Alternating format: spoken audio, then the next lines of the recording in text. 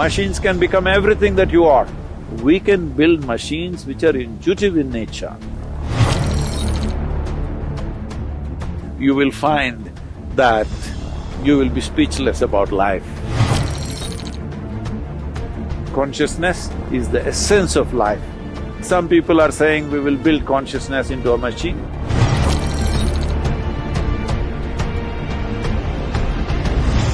Namaskaram, Sadhguru.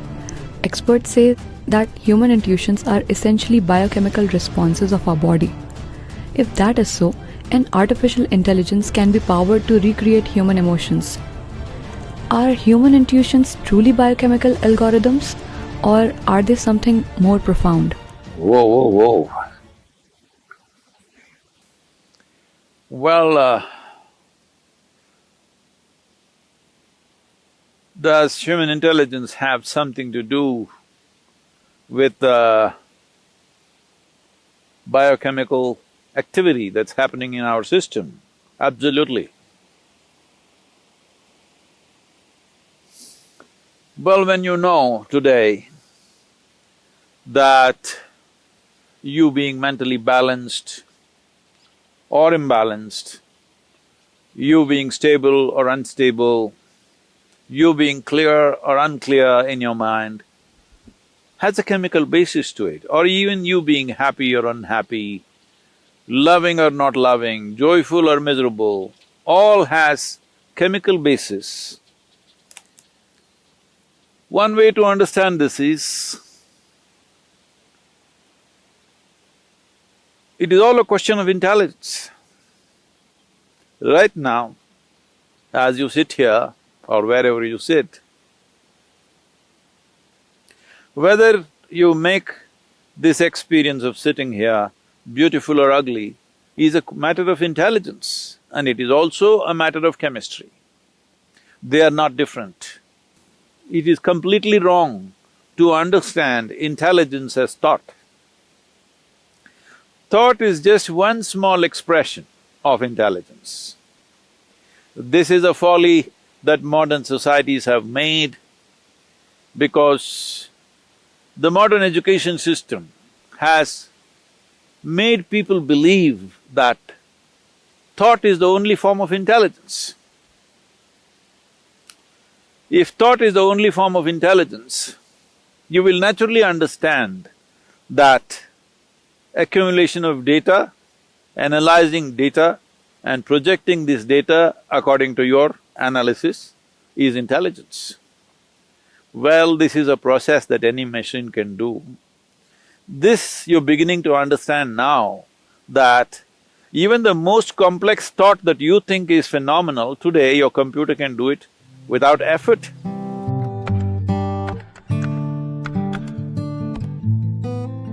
Do you see a simple calculator can do more mathematics than your teacher can do?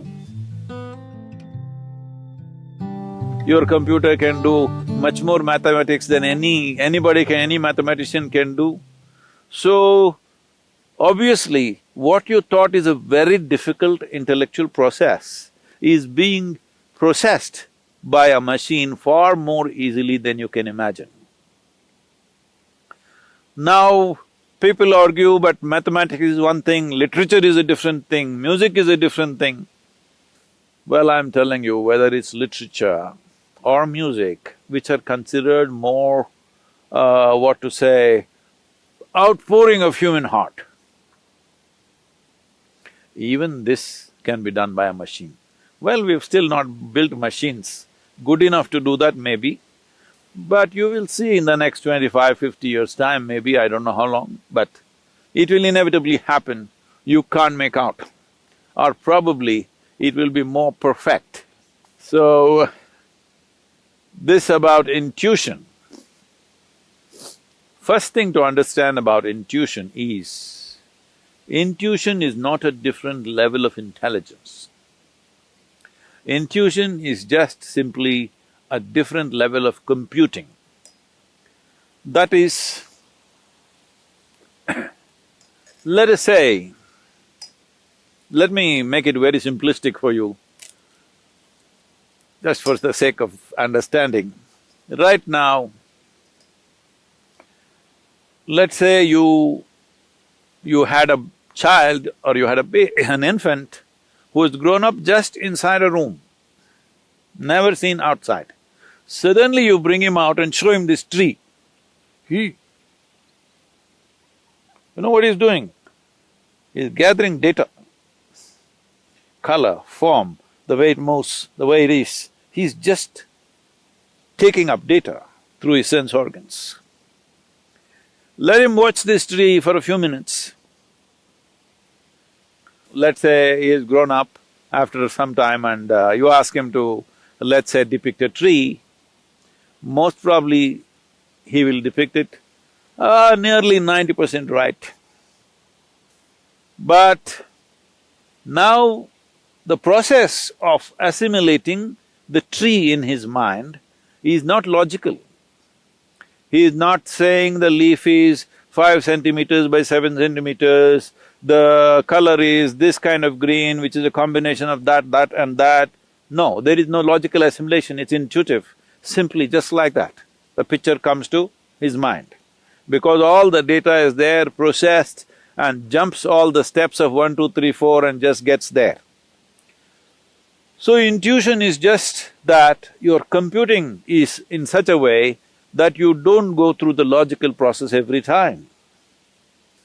So intuitive means your computing is skipping the logical steps and arriving at the answer, which is definitely a more sensible way to conduct your life. Is this just a biochemical algorithm? Well, I would say 100% yes. So, when we say biochemical algorithm, it is in a constant flux, you can set it the way you want. By genetics, by culture, by external influences, it's set one way. But if you are conscious, you can set it in another way. So is it just biochemical algorithms? When you say it is just, you are thinking that, am I just a mechanical process? Well, there is a mechanism. The question is whether this mechanism is conducted consciously or not. Right now, there is an intellect, there is an intuitive dimension, and there are deeper levels of intelligence, which is the basis of the making of the creation itself, the very source of creation. That intelligence is also embedded within you. The question is only at what level of access are you? Say, everybody has an arm like this, all right? Now, can everybody use their arm the same way? No. Different people use it different ways. Somebody is a ball player, he uses it one way. Somebody is a writer, he uses it another way. Somebody is an artist, he uses it another way. Somebody is a yogi, he uses it another way because you have figured out certain aspects of life, somebody else has figured out another aspect of life. Depending upon how you apply yourself, accordingly, your biochemical algorithm is constantly changing. It is not a set process. Well, there are certain settings, because otherwise you won't have a starting place. Like I already said, genetics, cultural influences, samskriti, that is generations of learning that's happened within you. All these things put together, there is a certain algorithm, but it is not set, it is fluid. You can change it every moment of your life. So your intuition, what kind of intuition do you have? People are just doing guesswork all the time and thinking it's intuition. No. If you want to develop intuition, first thing is, you must learn how to simply sit here, fully alert and not thinking about anything. Somebody was asking me, Sadhguru, when you're riding, what are you thinking about? Why the hell am I thinking about anything? I'm just riding. That's why I'm still alive because the kind of risks that I've taken on 2 wheels, I'm still alive because I don't think a damn thing. If you know how to simply sit here, alert but unthinking, Oh, how is that possible? I'm asking, how is it possible for you to think when so much is happening out here? If you pay attention, you will not think. So the most important aspect of life is your attention, not your thoughts. This is what a child who saw the tree for the first time did. Attention. If your attention is on all the time, without any kind of judgments about what is this, what is that, simply attention, not thought, just attention, you will naturally become intuitive.